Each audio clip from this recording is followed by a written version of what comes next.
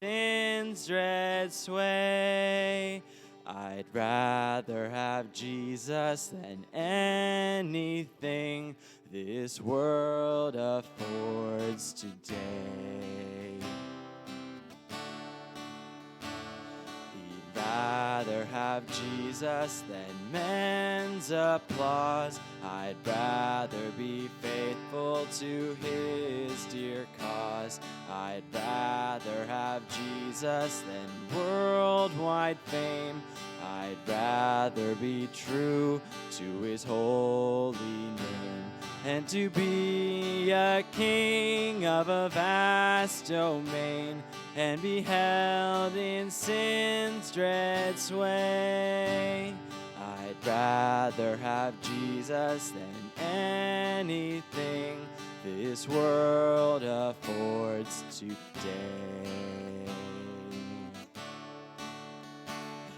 He's fairer than lilies of rarest bloom. He's sweeter than honey from out of the comb. He's all that my hungering spirit needs. I'd rather have Jesus and let him lead than to be a king of a vast domain, and be held in sin's dread sway. I'd rather have Jesus than anything this world affords today.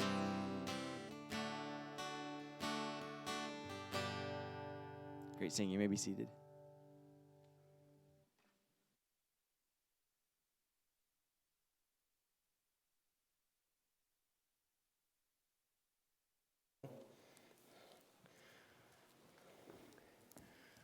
These morning sessions are given to a time of devotion in the Word, a time of contemplating what God has to say to us as we begin our day together. This time is given to a time of prayer. And so in a little bit, we'll be taking some prayer requests and we'll be praying together. And I want to begin by looking in Luke chapter 9. I want to look at a moment in the life of the disciples, and perhaps this is a text that you're familiar with, but a moment in the life of the disciples where they should have spent time in prayer, but for whatever reason, they didn't, and there were consequences. So let's begin here in chapter 9 of Luke. Let's look at verse 1. And then he, that's Jesus, called his 12 disciples together, and he gave them power and authority over all devils and to cure diseases. And he sent them to preach the kingdom of God and to heal the sick. And we'll just pause right there. At this time in the experience of the disciples, they're 3 years into ministering with Christ. They're 3 years into walking with Christ, listening to him, watching him in action, having opportunity to see him heal the sick, cast out the demons. They have watched him perform the miracles over and over to demonstrate that he alone is the Christ, the Son of the living God, and that by believing, all could have life in his name. They have been an integral part of his ministry here on planet Earth. And now he is giving them a short season of going out without his presence physically with them, and he is giving them a responsibility to preach and to heal and to cast out demons. And as you come through this chapter, we have every reason to understand that they were very successful. Look at verse 6. And they departed and went through the towns, preaching the gospel and healing everywhere. And so that indicates a measure of success. Jesus had shown them what to do. He had given them power and authority to do what he was asking them to do. And then he sent them out to do it. Students, that's not unlike this season in your life.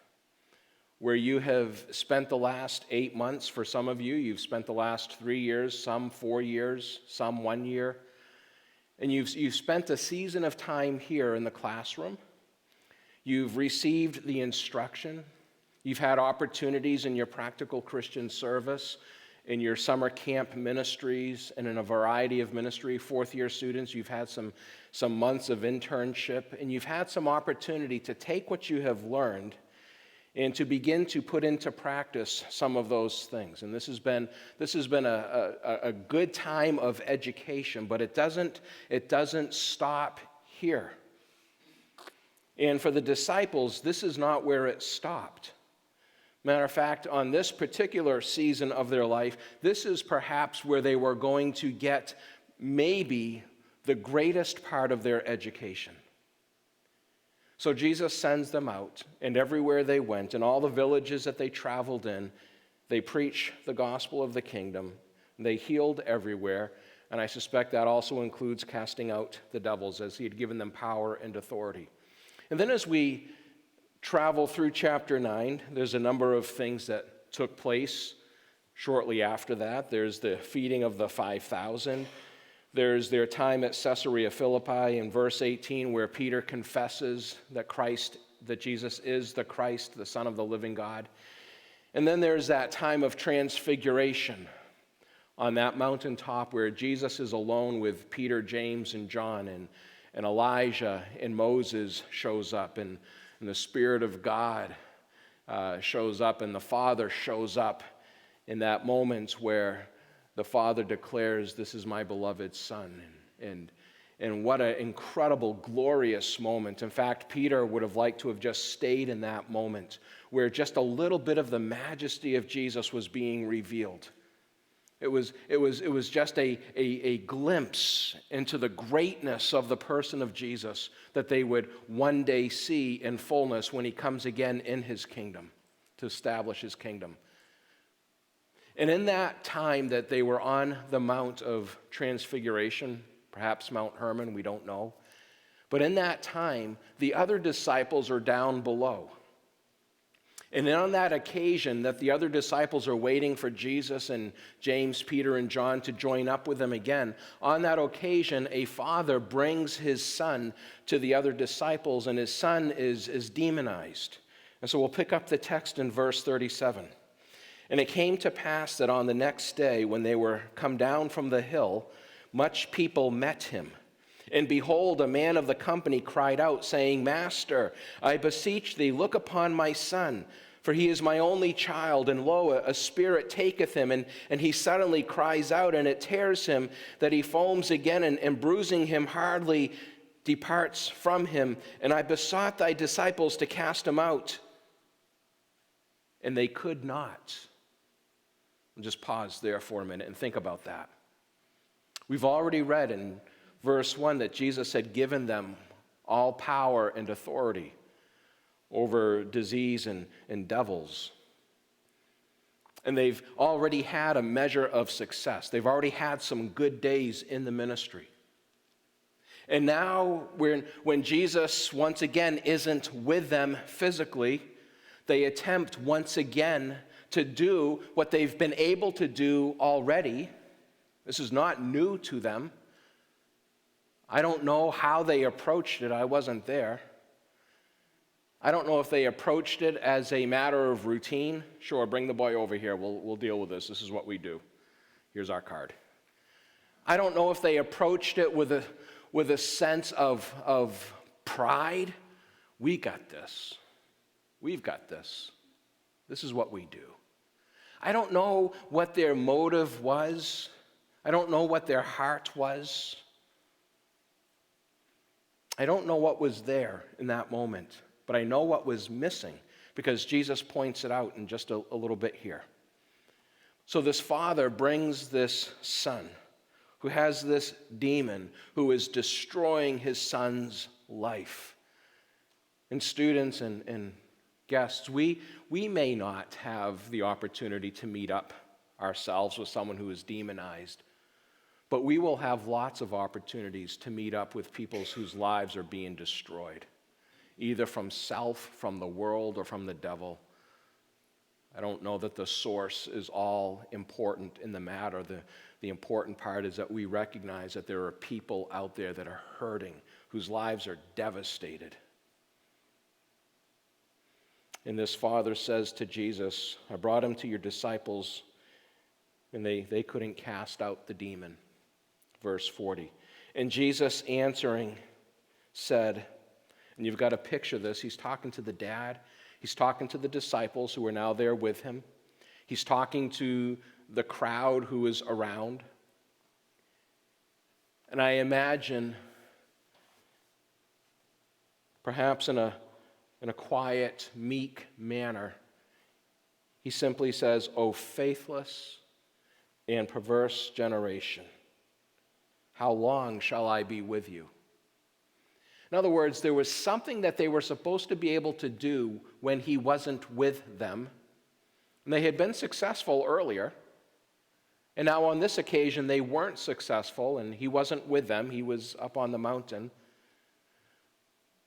But he calls them out, and that's got to be a very uncomfortable moment. Hey, you and I don't like it when we call each other out. Imagine being called out by Jesus himself.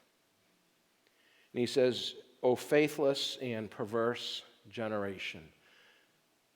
It's the idea of lacking faith and having a distorted perception.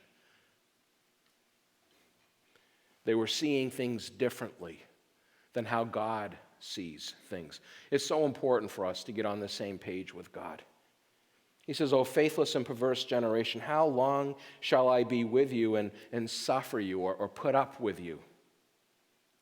Then he says, bring thy son here. Bring me your boy. And you can almost imagine in that moment the disciples standing there. Whether they began to talk to one another yet or not, I don't know. But you can imagine at least that they were likely thinking, why couldn't we do this? We've done this before. This is what we know how to do. This has been part of our training with this rabbi. We are his disciples.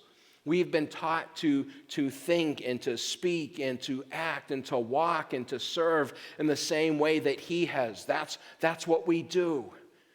And that's what we've done. And yet we've had a fail moment. And now Jesus calls them out on their lack of faith and lack of right perception. Verse 42, and as he was yet a-coming, this little boy, the devil threw him down and tore him. And Jesus rebuked the unclean spirit and healed the child and delivered him again to his father.